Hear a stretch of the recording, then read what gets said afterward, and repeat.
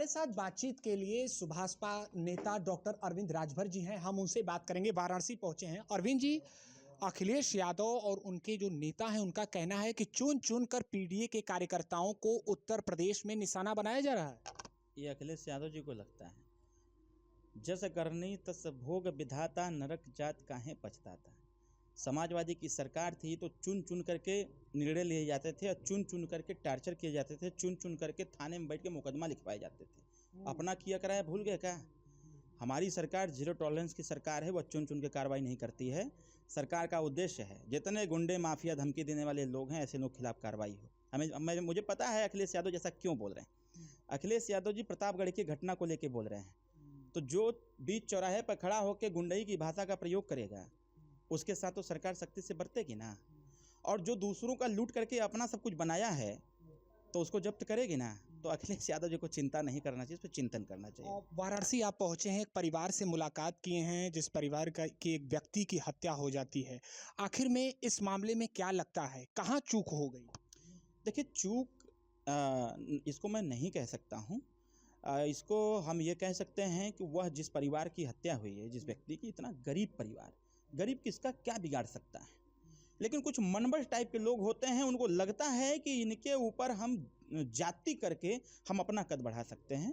तो मेरा मानना यह है कि यह घटना, जैसा हमने जानकारी लिया उन लोगों से, उन्होंने बताया कि कोई ऐसी बड़ी घटना नहीं थी जिससे कि हत्या तक यह मामला पहुंच जाए और मामला एक दूसरे के मार पर पहुंच जाए। छोटा कोई मसला था आज 2012 का, उसको लेकर के लोगों ने इस प्रकार से किया और जो घटना घटित हुई दुर्भाग्यपूर्ण है। परिवार कह रहा था कि हम लोगों के साथ न्याय हो, तो हमने भी परिवार से कहा कि अन्याय किसी के साथ नहीं होगा, न्याय सबके साथ होगा। जो भी दोषी इसमें होगा उसके साथ कठोरतम कार्रवाई करते हुए उन सब लोगों को जेल भेजा गया। 3 लोगों को जेल भी भेजा गया है। एक व्यक्ति अभी बाहर है, जैसा कि वहां जाने के बाद अधिकारियों द्वारा बताया गया कि यथाशीघ्र उनको भी गिरफ्तार कर लिया जाएगा। स्थानीय बीजेपी नेताओं का इस मामले में ये भी कहना है कि एक ऐसे भी व्यक्ति को इसमें दोषी ठहरा दिया गया है जो निर्दोष रहे हैं, वो काफ़ी इस मामले में आक्रोशित भी हैं। स्वाभाविक तौर पर है। मैं भी कहाँ कह रहा हूँ, मैं तो यही कह रहा हूँ ना, जो निर्दोष होंगे उसका आकलन करना तो प्रशासन का काम है ना, व्यक्ति विशेष नहीं कर सकता। उसका काम प्रशासन का है, वो तो न्यायपालिका का काम है कि कौन दोषी है कौन निर्दोष है। तो जो दोषी होगा वो जेल की सलाखों के पीछे रहेगा, उसको सजा सुनाई जाएगी।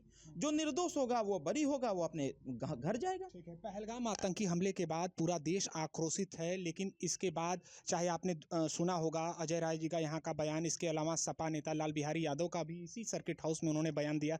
क्या लगता है इस बयान के बाद हमारी सेना का मनोबल को सीधे तौर पर चुनौती देने का काम किया जा रहा है? देखिए, विपक्ष जिस प्रकार से अभी अपना रवैया दिखा रही है वो कहीं ना कहीं सिर्फ सेना का ही मनोबल नहीं तोड़ रहा है, वह इस देश की 140 करोड़ जो आवाम है, जो जनता है, उसका भी मनोबल तोड़ने का काम कर रहा है। विपक्ष को इस दुख की घड़ी में, जहां देश को चुनौती मिला हो, देश को इतनी बड़ी चुनौती मिला हो, निर्दोष लोगों को गोलियों से भून दिया गया हो, इसमें देश के लोगों का मनोबल बढ़ाने की आवश्यकता है। हमारे देश की सेना तभी युद्ध कर पाएगी जब उसको यह लगेगा कि हमारे देश की जो आबादी है, जो देश में रहने वाले युवा हैं, जितने लोग हैं वो हमको सपोर्ट कर रहे हैं। ये राजनीति करने वाले लोग जो विपक्ष में बैठे हुए हैं, आज तो उनको इस देश के जितनी भी सेना है उसका मनोबल बढ़ाने की आवश्यकता है। इस देश में जो युवा है उसका मनोबल बढ़ाने की आवश्यकता है कि जब जब देश की आन बान सम्मान या देश की सीमाओं पर जब भी इस प्रकार के कोई होगा तो हम यह नहीं देखेंगे कौन क्या करता है, कौन किस पार्टी का है। हम बस देश की रक्षा सुरक्षा और देश के अंदर रहने वाले लोगों की रक्षा सुरक्षा की बात करनी चाहिए। सिविल डिफेंस मॉक ड्रिल कल होने वाला है, क्या मानते हैं? कहा यह जा रहा है कि लंबी एक अवधि के बाद इसकी आवश्यकता पड़ी है, इसका क्या आशय होगा? जब जब यह मॉक ड्रिल हुआ है तब तब युद्ध का आगाज हुआ है। पूर्व के इतिहास ने भी यही बताया है, जो हम लोगों ने किताबों में पढ़ा है, जब जब मॉक ड्रिल हुआ है तब तब युद्ध का आगाज हुआ है। और यह जो सिविल डिफेंस के लिए जो हमारी सरकार और स्थानीय प्रशासन शासन मिल करके जो मॉक ड्रिल कराने का कल का बंदोबस्त बना रखी है, कहीं ना कहीं इस देश की सरकार को चिंता इस देश की सेना और सीमा के साथ साथ इस देश के नागरिकों का है, वही एक गुड गवर्नेंस का उदाहरण देती है। तो कहीं ना कहीं इससे भी सीख लेनी चाहिए। जो कल मॉक ड्रिल का समय है, इस पे इस प्रकार के विवादित स्टेटमेंट न दे करके इस देश के लोगों को उसी प्रेस कॉन्फ्रेंस के माध्यम से कैसे हम सेल्फ डिफेंस कर सकते हैं, कैसे हम निर्देशों का पालन कर सकते हैं, हमें सरकार की तरफ से क्या निर्देश हैं, अगर काश इस बात को माननीय अखिलेश यादव जी अपने प्रेस कॉन्फ्रेंस में कहे होते तो इस देश का नौजवान उनको धन्यवाद देता, इस देश के नागरिक उनको धन्यवाद देते। ठीक है, अपनी समाज का आवाज़ खासतौर पर आप बुलंद करते हैं। अगर सीमा पर आवश्यकता पड़ती है तो कैसे आह्वान और कैसे हुंकार भरेंगे अपने समाज? कर चुका हूं भाई। हमने अपने समाज से, क्योंकि बहुत पहले हमने कहा था, हमने सरकार से मांग किया था कि राजभर रेजिमेंट आप बनाइए। यह समाज, राजभर समाज लड़ाकू समाज है। जब जब इस देश पर वह आक्रमण हुए हैं, जब जब इस देश पर विदेशी आक्रांताओं ने हमला किया है, तो उनको जमीन में दफनाने का काम किसी ने किया है तो चक्रवर्ती सम्राट राष्ट्रवीर राजभर महाराजा सुहेलदेव राजभर जी ने किया है। इतिहास गवाह है। इस देश में विदेशी आक्रांताओं से लड़ते लड़ते आधे से अधिक राजा परास्त हो चुके थे। यह देश 1/3 देश गुलाम हो चुका था। इस देश को सुरक्षित और संरक्षित करने का काम किसी ने किया तो राजा सुहेलदेव राजभर श्रावस्ती और बहराइच के राजा ने किया था। तो ये तो मेरे खून में दौड़ रहा है। इस देश की रक्षा सुरक्षा मैं आज भी कह रहा हूं और तुरंत कह रहा हूं, सरकार निर्णय ले, राजभर समाज को सेना में भर्ती करने का, राजभर रेजिमेंट का गठन कर दे। सबसे पहले कुर्ता पैंट उतार करके डॉक्टर अरविंद राजभर खड़ा रहेगा सामने। सबसे पहले अपने राजभर युवाओं से पहले मैं खड़ा रहूंगा। और मेरा जब आदेश हो चुका है, हमारे प्रदेश के युवा, राजभर समाज के युवा इस चीज को कहते हुए पाए जा रहे हैं। मैं सोशल मीडिया पर आ रहा, भैया कब चले के बा? युवा पूछ रहे हैं सोशल मीडिया, मेरे कमेंट लिखते, भैया कब चले के बा? सरकार का आदेश हो, हथियार थमा दे और एक बॉर्डर पर हम लोग को खड़ा कर दे।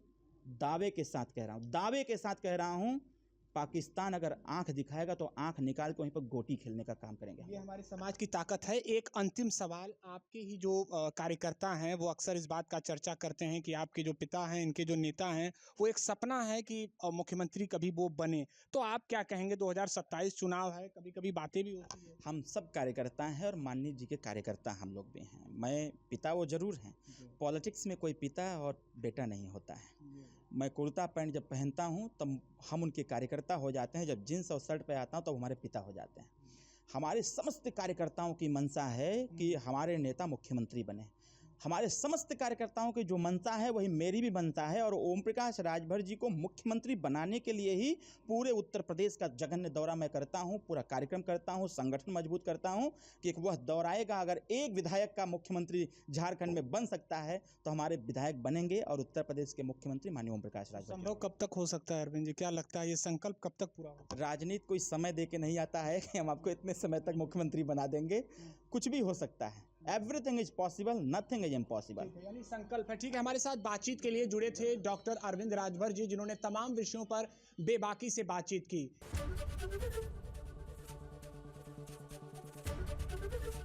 एबीपी गंगा, खबर आपकी, जुबान आपकी।